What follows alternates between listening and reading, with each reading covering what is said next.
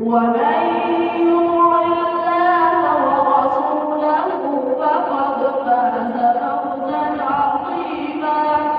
إنا عرضنا الأمانة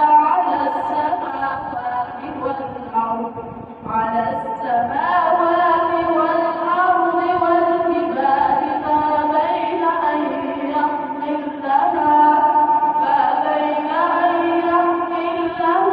وأشفقن منها وحملها الإنسان إنه كان ظلوما جهولا. ليعذب